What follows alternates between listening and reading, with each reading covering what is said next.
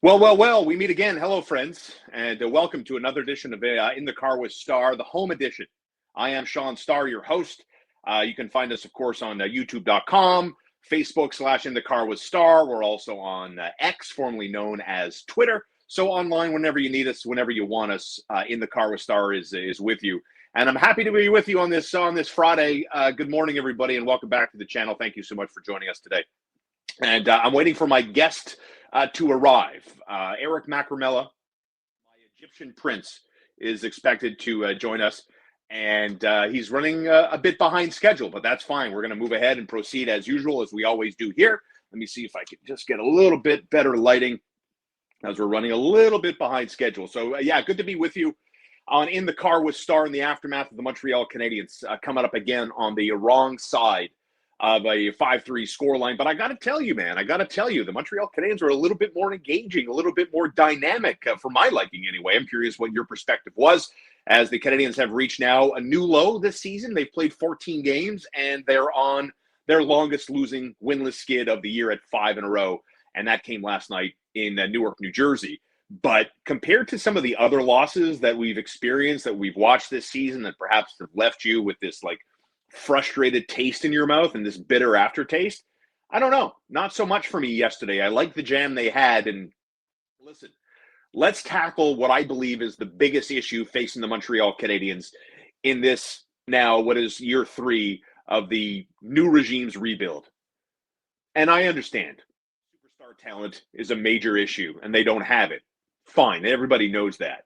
And not every team in the National Hockey League has a superstar upper echelon talent. But the biggest issue facing the Montreal Canadiens through 14 games this season is the lack of secondary help. It's the biggest issue. The Montreal Canadiens are learning, as we spoke about earlier this week, they're learning the job while doing the job in real time. Okay, that's part of the rebuild. But what seems to be a massive issue, and I don't know, I don't think I have the brightest hockey IQ to figure this out for you. But one of the biggest issues is the lack of pick a teammate up. Pick a teammate up, realize that they've left their positioning, realize that they're out of sync because they tried to do something else, and now they've been exposed. And it happens all the time. It happened multiple times in the 5-3 loss to New Jersey. And let's be honest, they were kind of in that hockey game. When I thought, after New Jersey made it 2-0 after 20 minutes, I said, oh my God, here we go. It's going to be a steamroll extravaganza. This team is going to get run the bleep over by Jack Hughes and Jesper Bratt and the New Jersey Devils and Jonathan Kovacevic, former Montreal Canadian great. But that didn't happen. The fight was there, okay? But how do you fix the biggest issue related to the Montreal Canadiens? That when Jack Hughes gains entry into the zone, this guy is like a walking, skating magnet. The magnetism that Jack Hughes has, his gravitational pull, is the strongest force on planet Earth today. Did you realize how many Montreal Canadiens just got pulled into his orb? How many? To the point where Brad's just there by himself. All you got to do, brother, is put that blade on the stick. Jack Hughes is going to find you. Boom, it's 1-0. And then they leave with a 2-0 lead, and I thought, here we go. Let the avalanche of goals hit San Montebo. He's going to get buried again. And I wondered even at one point, man, is he even going to play the rest of the game? But to his credit, he came up big throughout the game numerous times, and the rest of the team started to pick themselves up to the point where, again, the biggest issue hurting the Montreal Canadiens cost them the hockey game. What happens in the third period where Montreal's playing catch-up? Brendan Gallagher scores his 6th goal of the season. Man, isn't it great to see Brendan Gallagher kind of find his previous form? Gallagher is on pace, you guys, for 30 goals this season. And they're in an interesting spot.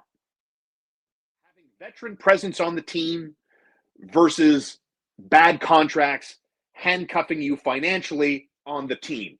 Welcome to the Brendan Gallagher world. But after Brendan Gallagher cuts the deficit, now the Canadiens are back in it. It's 3-2. They're on the road in New Jersey. They're playing with a little bit more pace, okay? And we'll talk about the top line and what's going on.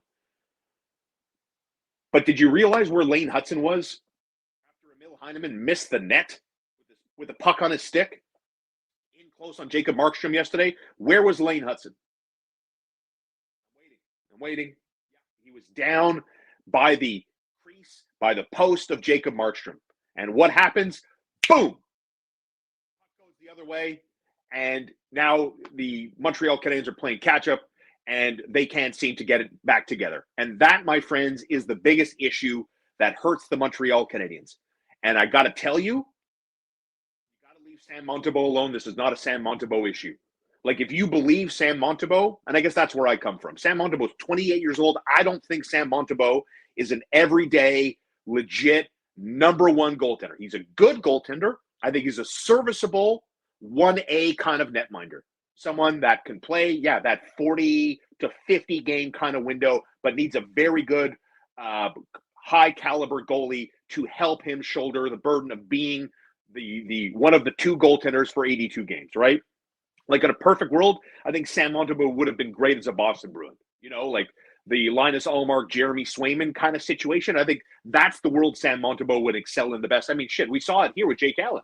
Take Jake Allen out of the picture, kind of restructure your defense and reorganize your defense, and we're left with the result of the Canadiens winless in 5, Sam Montembeault's save percentage under 900, and the defense is a work in progress.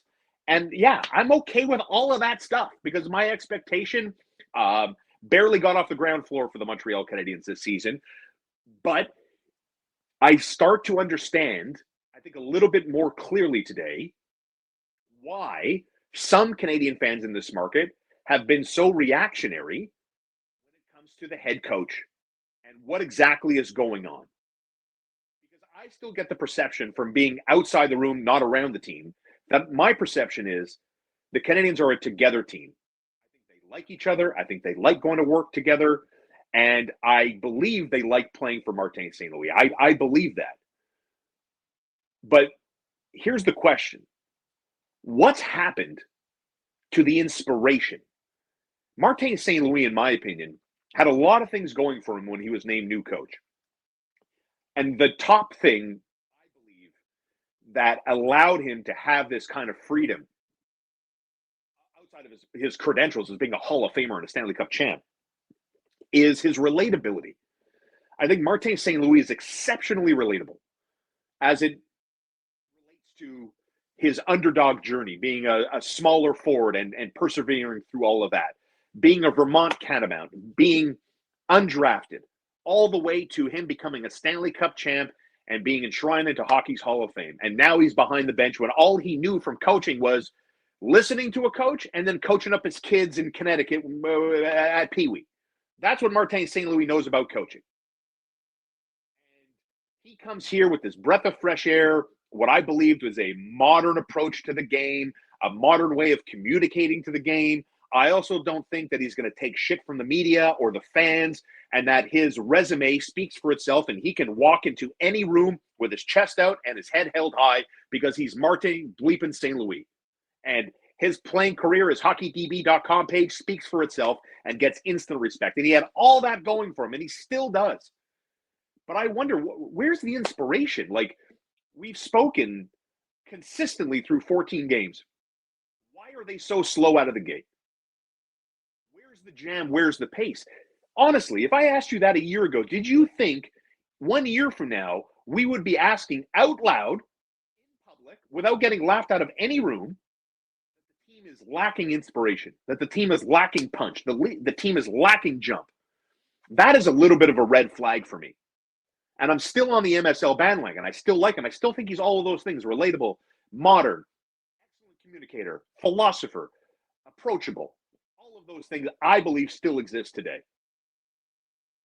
But the team is, I believe, having a hard time grasping all of this in real time while trying to have their cake and eat it too. And by that, I mean be competitive, put on some wins, have some good veteran players on the team that produce, and then try to be in the mix, right? Not in the mix. It's 5 winless games in a row. And I do see some red flags. I do wonder about the inspiration, and I do wonder about, is this team, in my eyes, getting better defensively? Because I'll bring it back to the main topic at hand today. What is the biggest issue causing the Montreal Canadiens frustrations, causing them to have the biggest goal differential in hockey today? The Montreal Canadiens are a minus 19 in goals for, goals against. And last night, New Jersey scores 2 in the first period and leaves the period with a 2-0 lead.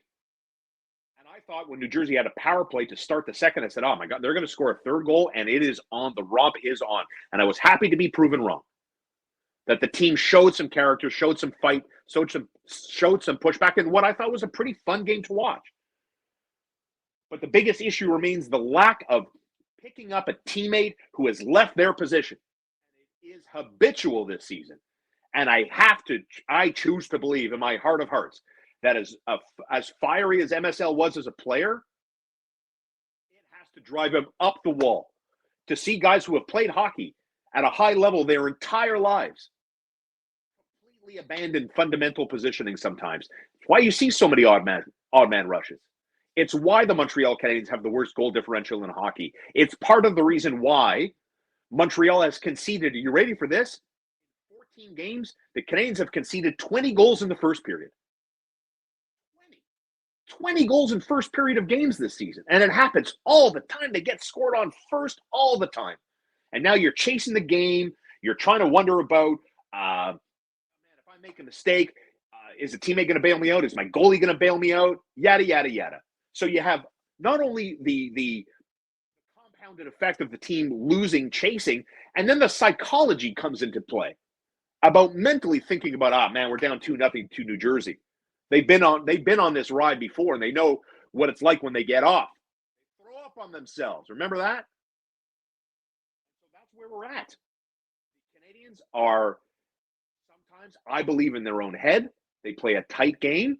They want to win. They want to be competitive. You think these guys, want people like me and everybody else that observes and has a points of view on the Canadiens to be talking about how they lack punch? Where's the jump? That they talk such a big game all fall, and then the season begins, and this is where we're at.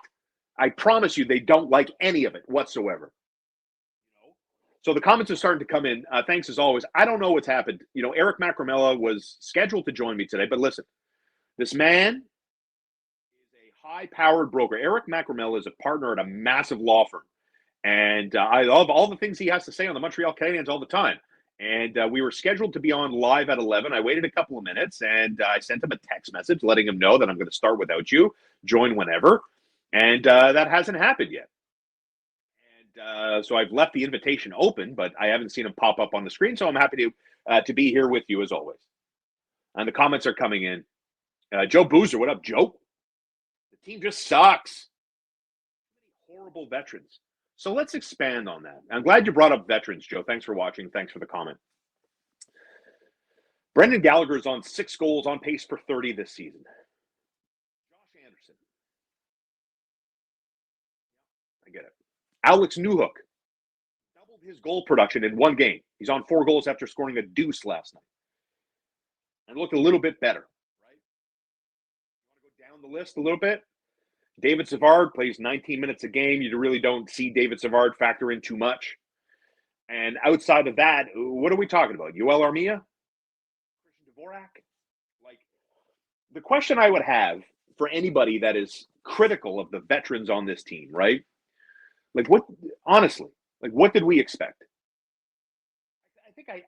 To answer my own question, I think I expected a little bit more from Christian Dvorak, but I got to be honest. Like, I didn't expect much.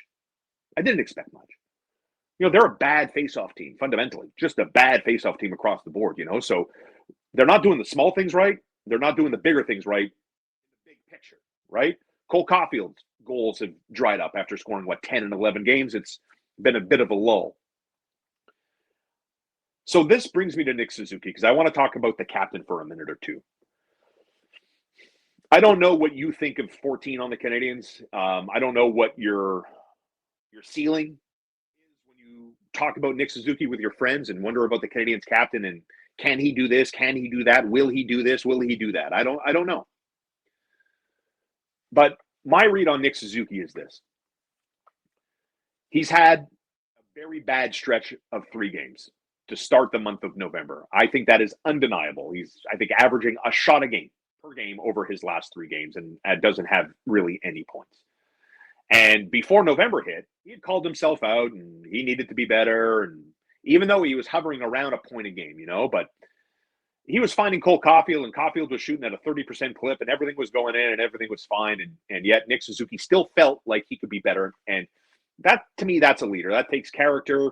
That's someone that I think sees what we see, and that just because points are on the board, what's the context of the points? And so Nick Suzuki called himself out and started to play better and started to produce more, right? To the point where I think he had points in 5 straight games and had picked up, I think, 8 points over a 5-game stretch.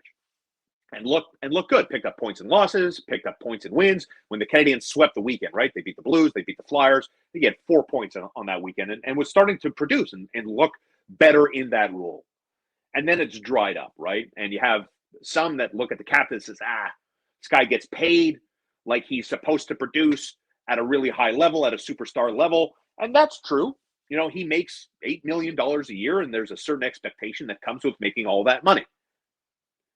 But when it comes to Nick Suzuki, here's my defense of the Canadiens captain to, I think, explain why 14 hasn't been that good, and certainly in New Jersey last night, at times looked like he wasn't even on the ice.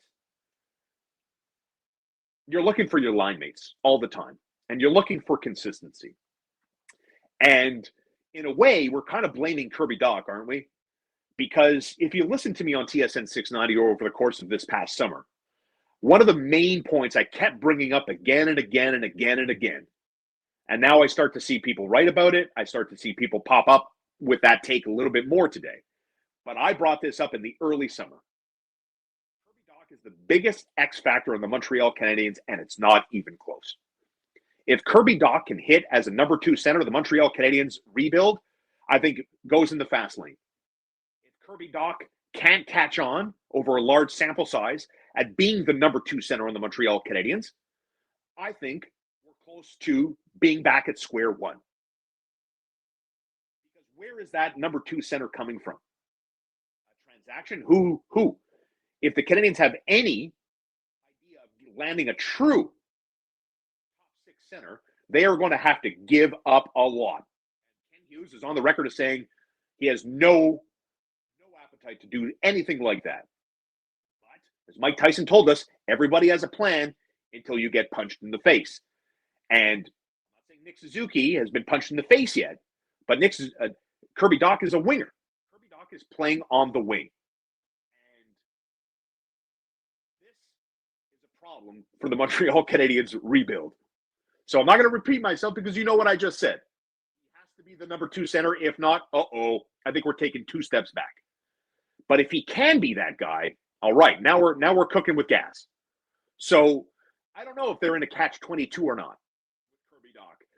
Can you get Kirby Dach going by playing him on the wing where he feels more comfortable and maybe more free to produce, but then you slot him back at center, and does the mojo disappear?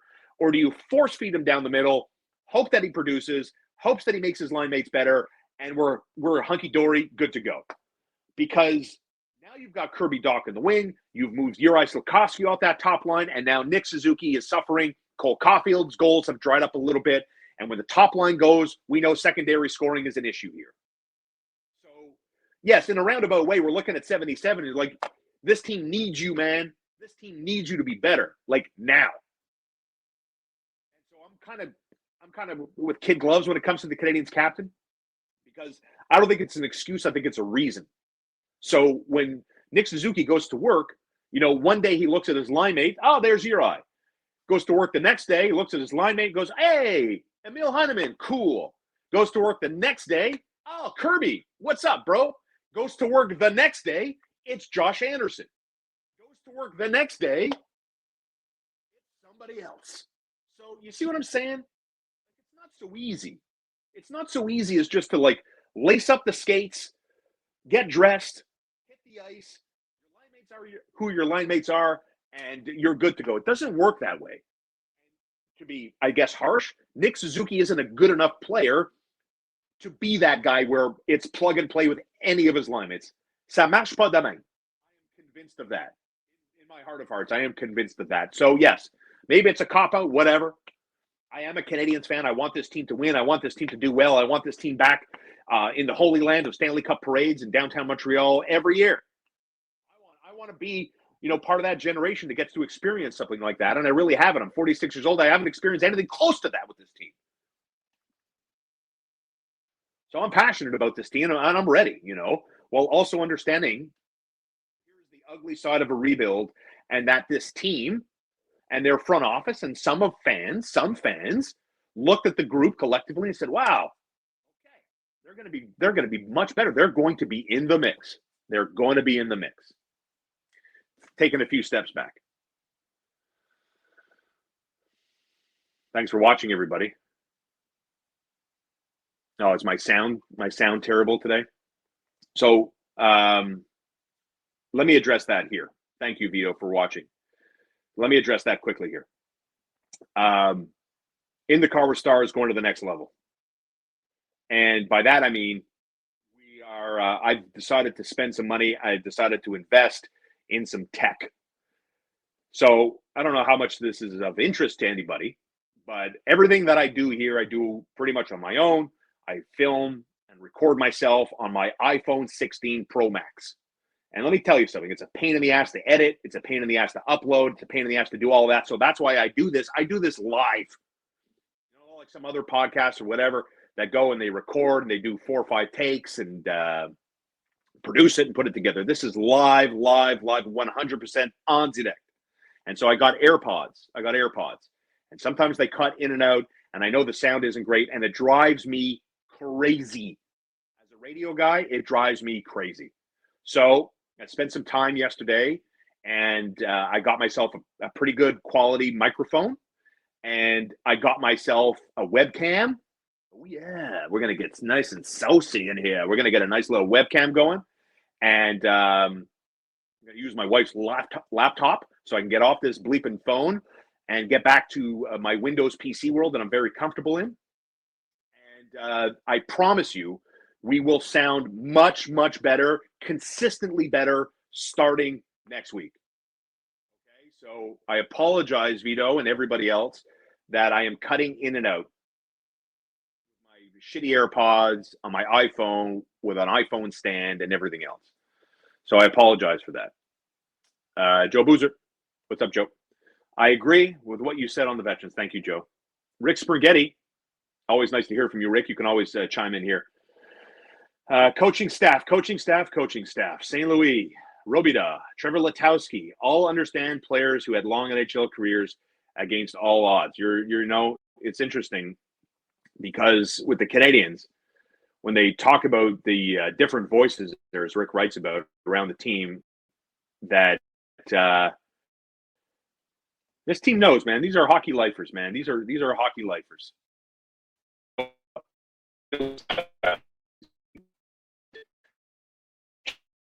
I told you last time earlier this week, I really do believe that this is what the ugly side of a rebuild is. This is what happens when I think, executives get a little excited and maybe overshoot their estimations. And it's another detailed point about just how hard playing high-level hockey truly is. And when you're learning on the job, sometimes you get exposed and you see a team like the team they lost to last night with a guy like Jesper Bratt and Jack Hughes, Nico Hischier, their captain, who's on 10 goals too. Like, they're layered, they're fast. And you see the difference between having good players, well-rounded players, star players, to a Jack Hughes, who is a superstar talent-wise. I mean, he's so fast. He's like a water bug. Like, he just zips all over the place, man. You're just caught watching. And the Canadiens don't have a player like that. They just don't. They don't have that level of player. And maybe you need to hear this again. The heart of the Montreal Canadiens rebuild is Lane Hudson, Juraj Slafkovsky, David Reinbacher, Ivan Demidov, and Jacob Fowler. And with aging veterans, when those 5 guys are all hitting, Nick Suzuki and Cole Caulfield. Those 7 players, to me, Caden Gooley, let's make it 8. Let's not forget that. Logan Mailloux, let's make it 9. Those are the guys that either get this team to where I think you, I, and everybody else wants them to be, and that's as close to the promised land, if not thriving in the promised land, as humanly possible. And that's the burden those players, in my opinion, are going to have to shoulder. And I don't know if Martin St. Louis is going to be that guy to see it all the way through. But I'll tell you this, as much confidence as I think some people still have in the rebuild and the plan, don't let the few voices distract you. Because sometimes the few sound like the many, and that's not the case. That Martin St. Louis is a winner. And Martin St. Louis, I believe, still acts and behaves and thinks like a winner. And when you have columnists coming out suggesting that he's going to walk away from the team, that he's going to resign, that this isn't for him because Martin is a winner and all he knows is winning and now they're losing, that is not how winners think. And I believe that if you have that opinion about a guy like Martin St. Louis, you don't even know what winning is, brother. You really don't. Because in my experience, talking to pro athletes, high-level performers in business, they're hardwired to embrace and run towards challenges, not shy away and run away from challenges. And Martin St. Louis embraces challenges. Guys like Martin St. Louis, who scale the heights that he scaled in his athletic career, they love being told, nope, you can't do that. I don't believe in you. Okay? But, as they say, talk is cheap. Time to show. Time to start showing. And I believe in the last couple of games, we've seen more jam, better starts. Just need to tighten up those fundamentals. And when you see a teammate leave a position, Lane Hudson gets a little too adventurous, you got to make sure you're watching 48 or whoever it is that vacates a position, that your hockey IQ and your brain is wired to pick that person up. Because the small mistakes that the Montreal Canadiens make habitually are costing them hockey games and costing them points and costing them confidence. And it's creating a distraction to Montreal. To me, that is what our headline on the podcast is today. What is the biggest issue plaguing the Montreal Canadiens that they need to overcome immediately? And that is the execution of fundamental hockey. Picking up a teammate. And it cost the Montreal Canadiens a hockey game yesterday. And shit, they should have beat Calgary too, not for the offside goal from Josh Anderson when they scored shorthanded there. But those are the lumps you take when you're a rebuilding hockey team. Isn't that the fact? So thank you all for watching us today. I want to give a shout out quickly to my friends at Royal Ceramic and royalceramic.com, fine importer of porcelain tiles in large formats. And of course, if you're looking at a home renovation, kitchen, bathroom to be precise, I want you to think of my friends at Royal Ceramic and royalceramic.com in St. Leonard, open 6 days a week. That includes Saturday as well. And their kitchens imported directly from Italy, from the very affordable to the ultra high end. So whatever your budget is, my friends at Royal Ceramic, royalceramic.com have the designers, the installers, the product, all in-house, and they can take care of all your budgetary needs. So go check them out. Support me by supporting Royal Ceramic and royalceramic.com. So thank you for watching. I certainly appreciate it. We'll be back, and we will be back sounding better next week. Microphone, webcam, nude shows. No, I'm kidding. No nude shows. Nobody needs to see this. Nobody needs to see this without any clothes on. It's a borderline offensive with clothes on. Can you imagine sans vêtements? I promise you, I spare you. I spare you the horror. Halloween's over, everybody. But we're going to be back next week. We're going to be back next week with a microphone, a laptop, webcam, better sound, better quality. For In the Car with Star, baby. We'll see you. Have a great weekend.